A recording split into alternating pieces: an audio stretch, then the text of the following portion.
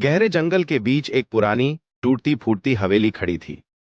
गांव वाले कहते थे कि वहां अंधेरा खुद सांस लेता है और ऐसी में भी चीखें छिपी रहती हैं। कोई वहां रात में नहीं जाता, पर आर्यन को वहां जाना ही था। आर्यन की जिंदगी में सब कुछ उल्टा चल रहा था।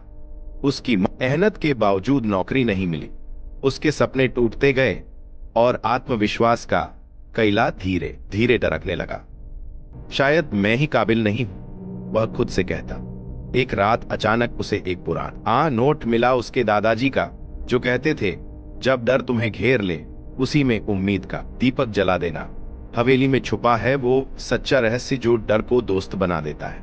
आर्यन ने फैसला किया, अगर डर ही उसकी राह रोक रहा है तो उसे सामना करेगा। रात के अंधेरे में उसने टॉर्च थामकर उस हवेली के द्वार पर कदम रखा।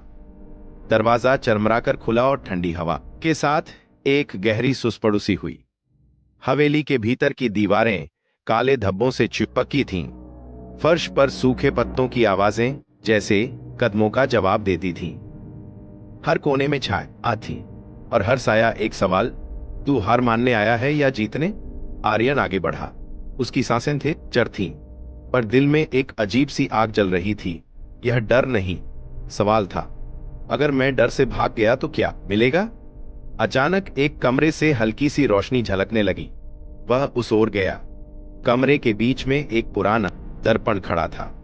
दर्पण में उसकी ही परछाई थी, पर कुछ अलग। उसकी आंखों में वही थकान थी जो असल जिंदगी में थी, पर उसके कड़े जबड़े और सीधे कंधे ने कुछ कहने की इच्छा जताई।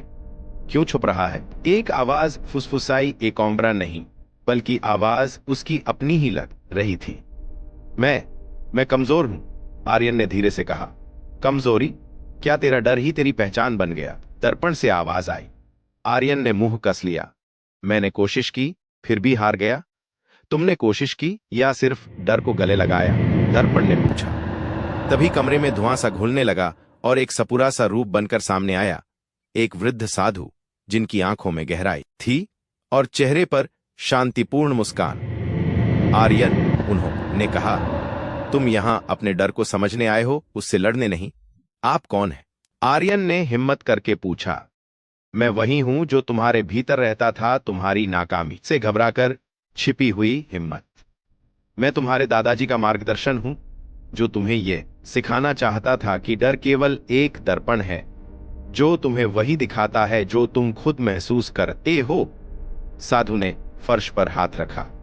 हवेली की दीवारें कंपित हो उठी और एक पुराना दृश्य सा मने आया। आर्यन का खुद का बचपन, जब वह एक छोटा बच्चा था। उस समय वह डर के कारण स्कूल के मंच पर नहीं गया था। फिर एक और दृश्य, जब उसने एक परीक्षा में पास होने की उम्मीद छोड़ दी थी, क्योंकि उसने सोचा, मैं नहीं कर सकता।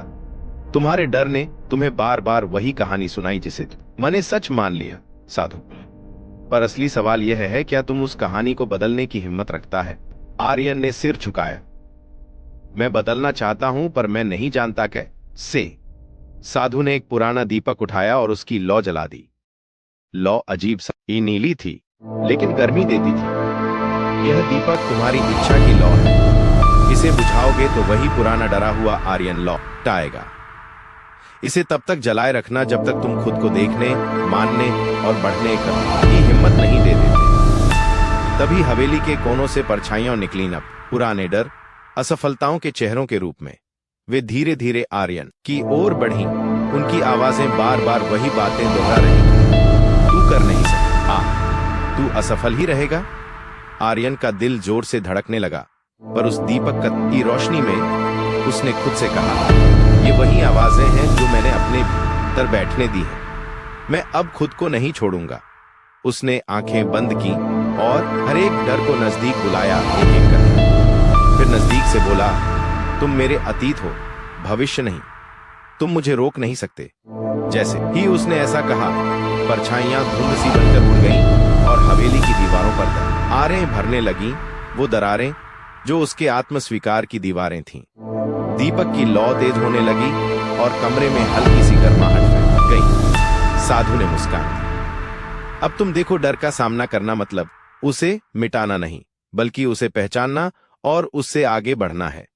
आर्यन ने गहरी सांस ली और कहा, मैं नई शुरुआत करूंगा, मैं नाकामियों से सीखूंगा, उन्हें अपने ऊपर भारी नहीं बनने दूंगा। साधु ने सिर हिलाया, आहा, हर रात के बाद सुबह आती है, हर ठोकर के बाद एक सीढ़ी होती है, बस देखना है कि तुम किस दिशा में कदम बढ़ाते हो। जब आर्यन हवेली से बाहर निकला, रात का अंधेरा गुम हो चुका था। पेड़ों पर सुबह की हल्की धूप पड़ रही थी। हाथ में वही दीपक था। अब वह सिर्फ एक वस्तु नहीं, बल्कि एक यादगार था। डर को सामना करके रखा गया दीपक। गांव लौटकर उसने छोटे छोटे कदमों से फिर से कोशिशें शुरू की, नए पाठ्यक्रम लिए, खुद को छोटे लक्ष्यों से जोड़ा। हर बार जब घबराहट आई तो खुद से कहा, तू कर सकता है। एक साल बाद वह नौकरी पा चुका था जो उसकी योग्यता के अनुरूप थी। फिर भी उसके दिल में सबसे बड़ी जीत वह थी कि अब वह डर को अपने ऊपर हावी नहीं होने देता था। हवेली अब खामोश थी, पर आर्यन के भीतर एक नई गूंज थी, एक ऐसा दीपक वो सिर्फ अंधेरे को नहीं, खुद की आशाओं को भी रोशन करता था।